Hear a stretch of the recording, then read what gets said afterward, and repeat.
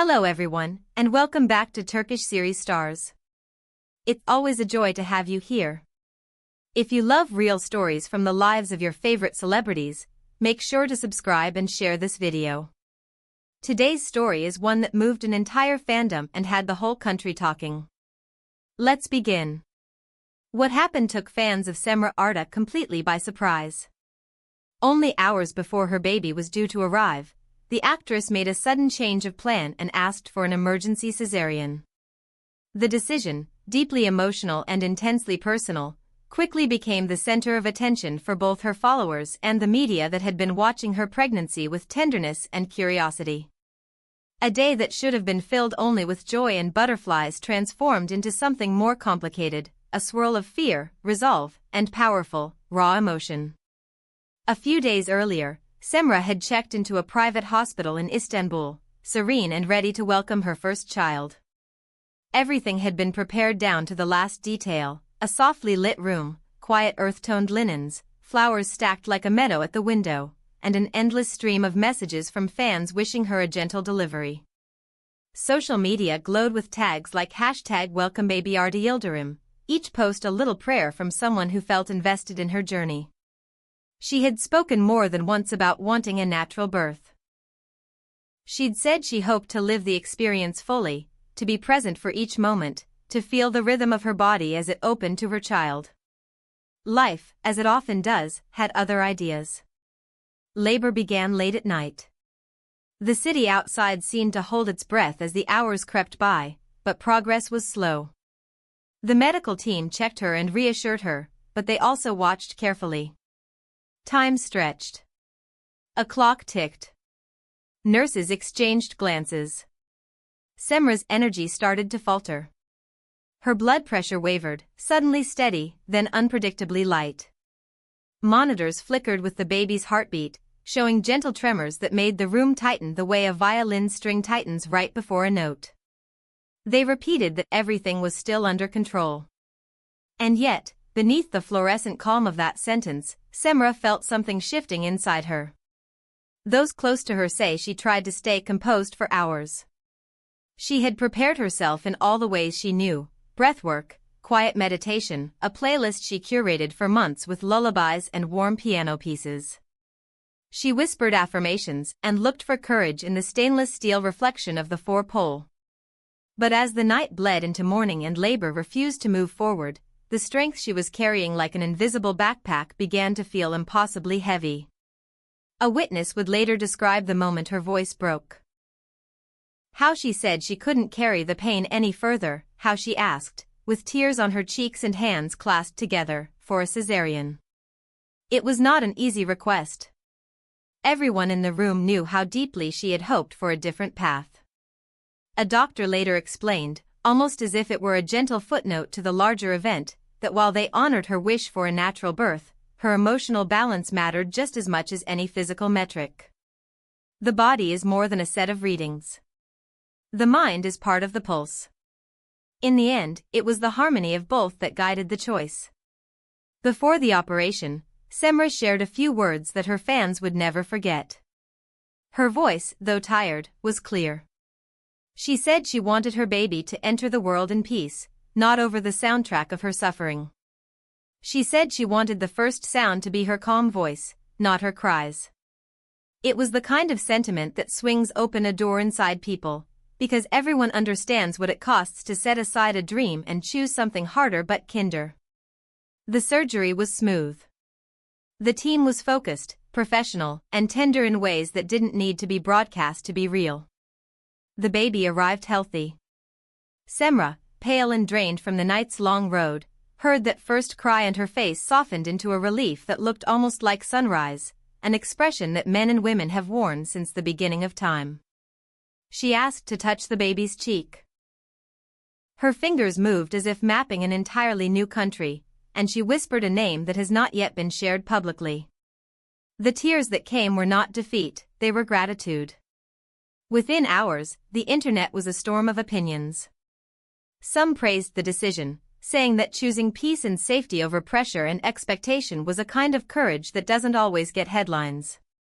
Others criticized her, accusing her of abandoning her plan, as though being true to one's limits was the same as giving up. Those close to her stepped in, not with grand speeches, but with simple truths. This was a brave and conscious decision made from love. A friend from the industry, who has known her for years, said it best. She didn't want her child's arrival to be tied to pain or fear. Birth is sacred to her. When things didn't go as planned, she chose another path that still let her feel strong. In the days that followed, she avoided social media. No stories, no fresh photos, no carefully curated grids. She turned instead to the small sphere of her life that mattered most, her newborn and her recovery. She learned the landscape of those first days, the way time is measured in feedings and naps, and the miracle of a hand that can barely curl into a fist. And then, when she felt ready, she shared a message that touched an entire nation. "For months I imagined the perfect birth," she wrote. "But life reminded me that perfection isn't real. What matters isn't how my son came into the world.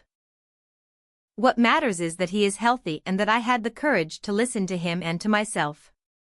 She paired those words with a black and white photo of a tiny hand gripping her finger, a picture that captured a whole universe of tenderness. It went viral in hours. Millions of likes. Thousands of comments. Support poured in from women who had walked similar roads, and from those who simply felt seen by her honesty. Some said they had carried silent guilt for years about the way their births unfolded. Some said her words felt like permission they didn't know they needed. The comments read like a choir, and for once the internet felt like a community rather than a debate stage.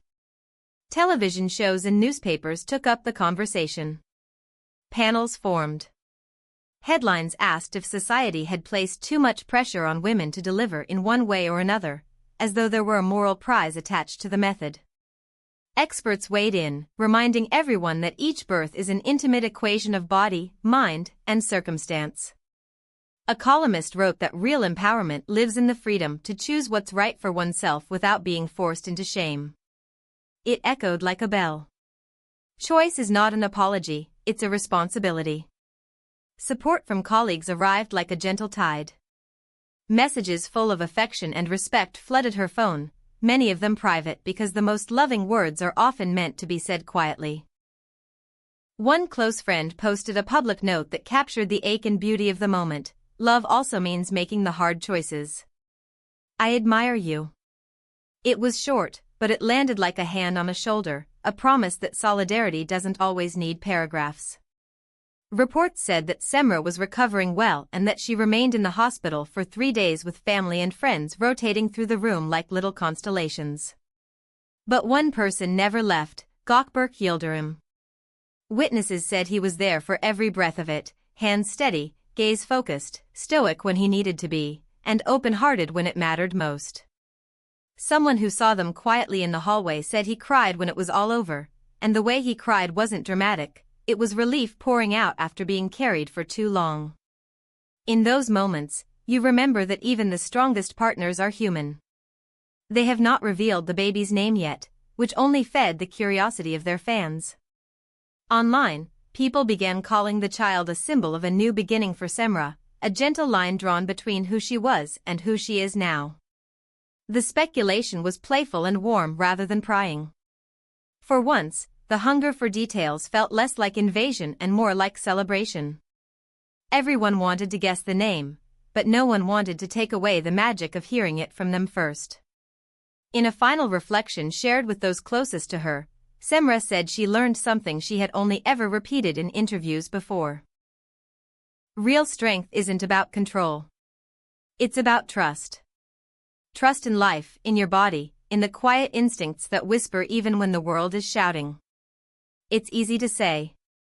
It's harder to live. But she lived it, and there's a different weight to lessons that come from your own bones. Her story became more than a birth story. It turned into a mirror for anyone who has had to pivot, regroup, and accept a route they never mapped out. It became a story about courage that doesn't roar, about love that makes room, about acceptance that doesn't mean surrender. In a world ready to judge women for every choice, she showed that strength sometimes looks like letting go of the picture in your head and reaching for the reality that will actually keep you whole. The morning that began with tears and trembling ended with a quiet lesson in self-compassion that will outlast any headline. When someone asked how she felt the first time she held her child, she smiled. "It wasn't the birth I planned," she said, "but it was the birth we needed." The sentence was simple, but in the way she said it, you could hear the closure of one chapter and the loud, sweet opening of another. You could hear that she found peace not in perfection, but in presence. You could hear that motherhood had already taught her the oldest lesson there is: love is not what you imagined, love is what you choose, again and again, when the moment arrives. Through it all, Gökberk stood as a quiet anchor.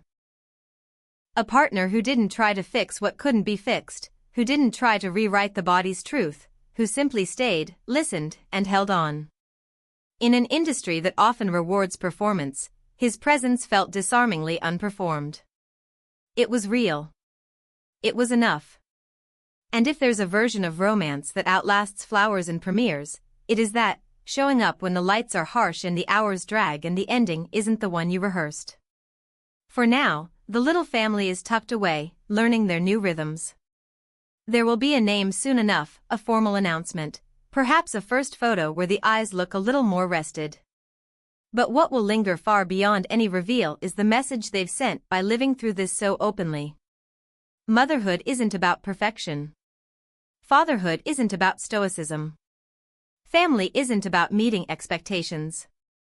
It's about love, courage, and peace stitched together in a way that makes sense only to the people inside the story, and yet somehow gives the rest of us a bit of courage to write our own endings, too. Thank you for watching Turkish series Stars. If you want more heartfelt stories like this one, don't forget to subscribe and tap like. We'll be here with you for the next chapter, ready to share the moments that remind us we're all a little more alike than we think.